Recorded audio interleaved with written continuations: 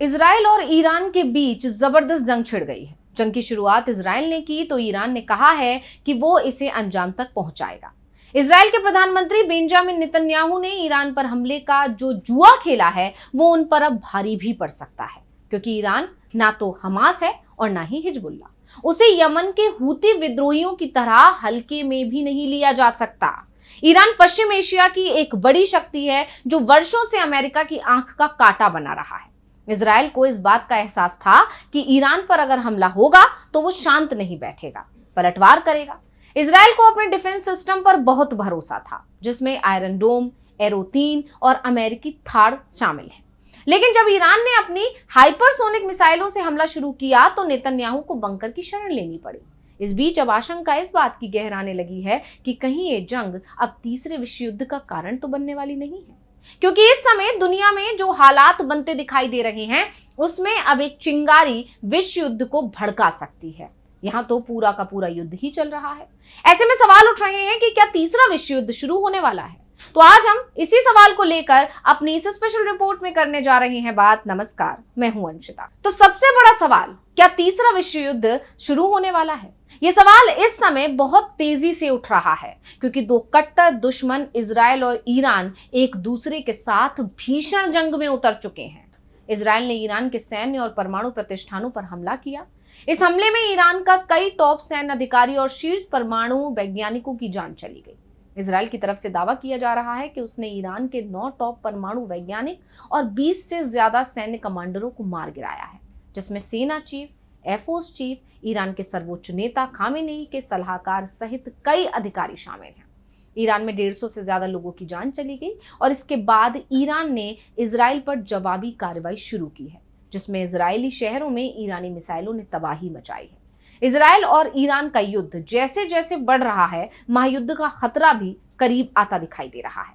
Israel का हमला शुरू करने से कुछ घंटे पहले ही एक अमेरिकी अधिकारी ने मौजूदा खतरे को अतीत में किसी भी समय की तुलना में अधिक खतरनाक बताया था। अमेरिकी अधिकारी ने यह चेतावनी तब दी थी जब इजराइल ईरान पर बड़ा सैन्य हमला करने जा रहा था। वॉशिंगटन पोस्ट ने एक वरिष्ठ अमेरिकी राजनयिक के हवाले से बताया कि विश्व युद्ध का खतरा पिछले कई वर्षों के मुकाबले इस बार सबसे ज्यादा है। उन्होंने चेतावनी देते हुए कहा, हम इस पर नजर रख रहे हैं और चिंतित हैं। हमें लगता है कि ये पहले के किसी भी समय की तुलना में अधिक गंभीर है। राजनयिक ने कहा था कि इजराइल का अकेले ईरान पर हमला करने का फैसला क्षेत्र को अराजकता में धकेल सकता है। ईरान के जवाबी कार्रवाई करने और अन्य देशों के भी इसमें शामिल होने की संभावना के साथ ये सैन्य संघर्ष जल्द ही नियंत्रण से बाहर हो सकता है। रक्षा विशेषज्ञों की तरफ से भी दावा किया जा रहा है कि अगर ये संघर्ष 2-3 दिन और खिंच जाता है तो विश्व युद्ध शुरू होने की संभावनाएं 35% तक हो जाएंगी, जो बड़े संकट का संकेत माना जाएगा, क्योंकि पहले से ही चीन का ताइवान के साथ तनाव चल रहा है। रूस और यूक्रेन के बीच जंग थमती नहीं दिख रही है। ऐसे में एक और मोर्चा खुल जाने के बाद दुनिया पूरी तरह से 2 हिस्सों में बंट जाएगी, क्योंकि ईरान को चीन और रूस से मदद मिल सकती है। दरअसल यूक्रेन पर जब रूस ने हमला किया तो उसकी मदद ईरान और चीन दोनों ने ही की। रूस को सबसे ज्यादा ड्रोन ईरान ने ही दिए हैं, जिनका इस्तेमाल रूस ने यूक्रेन के खिलाफ किया। फिलहाल तो रूस यूक्रेन के साथ जंग में फंसा हुआ है, क्योंकि यूक्रेन को अमेरिका और यूरोप की मदद मिल रही है। लेकिन ईरान और इजराइल के बीच जंग आगे भी बढ़ती जा रही है। तो ये साफ है कि इस जंग में अमेरिका की भी एंट्री हो जाएगी। अमेरिका इजराइल का साथ देगा और शुरुआती 2 दिनों की जंग में ये दिखाई भी दिया है, जिसके चलते अमेरिका के लिए यूक्रेन की मदद करना मुश्किल हो जाएगा। वैसे भी ये दावे किए जाते रहे हैं कि यूक्रेन की मदद के चलते अमेरिका की सेना के शस्त्र भंडार में कमी आई है और अब उसके लिए इजराइल के साथ यूक्रेन की मदद करना आसान नहीं होगा। दूसरी तरफ यूक्रेन लगातार कमजोर पड़ता दिख रहा है। ऐसे में ईरान को रूस से मदद मिलने की उम्मीद है, और अगर ईरान को रूस और चीन से सैन्य मदद मिलना शुरू हुआ तो फिर इजराइल मुसीबत में फंस जाएगा। देर सवेर ही सही, अगर इजराइल और ईरान की जंग आगे बढ़ती है तो इसमें रूस की एंट्री तय मानी जा रही है और इसके संकेत भी मिलने लगे हैं। जब ईरान पर इजरायली हमले का रूस की तरफ से विरोध जताया गया तो वहीं चीन भी ईरान के साथ खड़ा हो गया है। चीन ने इजराइल के हमलों की निंदा करते हुए कहा है कि ये ईरान की संप्रभुता, सुरक्षा और क्षेत्रीय अखंडता का उल्लंघन है और इस अभियान को तुरंत रोका जाना चाहिए। संयुक्त राष्ट्र सुरक्षा परिषद यानी यूएनएससी की हुई बैठक में चीन के दूत फू कोंग ने कहा कि इजराइल हमला पूरी तरह से गलत है। इससे ईरान अमेरिका के परमाणु समझौते पर भी नकारात्मक असर पड़ सकता है। फूकोंग ने कहा कि इजराइल को ईरान की संप्रभुता का सम्मान करते हुए ऐसा कुछ नहीं करना चाहिए जिससे क्षेत्रीय सुरक्षा को खतरा हो। उन्होंने एक तरह से ईरान की जवाबी कार्रवाई का समर्थन करते हुए यहां तक कह दिया कि हर देश को अपनी सुरक्षा का अधिकार है। रूस और चीन महाजंग में ईरान के साथ खड़े दिखाई देंगे। अगर जंग का दायरा बढ़ता हो तो और जंग का दायरा बढ़ता हुआ दिखाई भी दे रहा है, क्योंकि ईरान ने पश्चिमी देशों को बड़ी वार्निंग दी है। ईरान ने बयान जारी करते हुए कहा है कि पश्चिमी देशों ने अगर इजराइल का साथ दिया तो उसे इसके नतीजे भुगतने पड़ेंगे।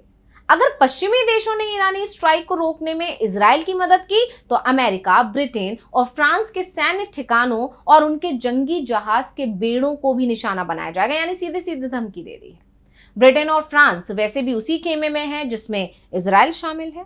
ऐसे में इन देशों की तरफ से इजराइल को मदद मिलना तय माना जा रहा है और ईरान ने अगर इन पर हमला किया तो साफ है कि जंग का दायरा भी बढ़ जाएगा।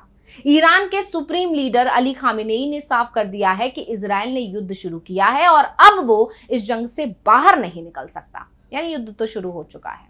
इजराइल अपने इस अपराध से बच नहीं पाएगा और उसने अपने लिए एक दर्दनाक भाग्य चुन लिया है, ये कहना है ईरान का।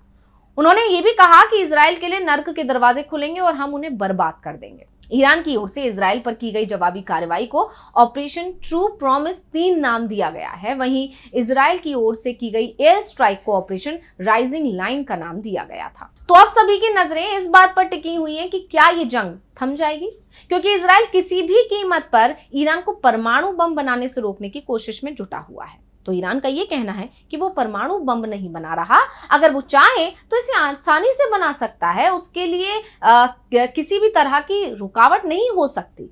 फिलहाल जिस तरह से ईरान ने पलटवार किया है उसने इजराइल के साथ अमेरिका को भी हैरान कर दिया है। अब चिंता सिर्फ इस बात को लेकर है कि जंग विश्व युद्ध का रूप नहीं ले, ये जल्दी ही थम जाएगा। जिस तरह से भारत और पाकिस्तान के बीच 4 दिन में जंग थम गई थी, उसी तरह से ये जंग भी कुछ ही समय में थम जाए, नहीं तो इसका परिणाम पूरी दुनिया को भुगतना पड़ सकता है और इसकी संभावना आज की दृष्टि में बहुत ज्यादा दिखाई दे रही है। तो ये रिपोर्ट आपको कैसी लगी हमें कमेंट करके अपनी राय जरूर दीजिएगा। इसी के साथ मुझे दीजिए इजाजत, देखते रहिए डीबी लाइव। नमस्कार। हमारे चैनल से जुड़े रहने के लिए YouTube पर टाइप करें डीबी लाइव, सब्सक्राइब बटन को क्लिक करें और बेल आइकन को दबाना न भूलें ताकि खबरें आप तक पहुंचती रहें। देखते रहिए डीबी लाइव, क्योंकि यहाँ हैं खबरें लगातार।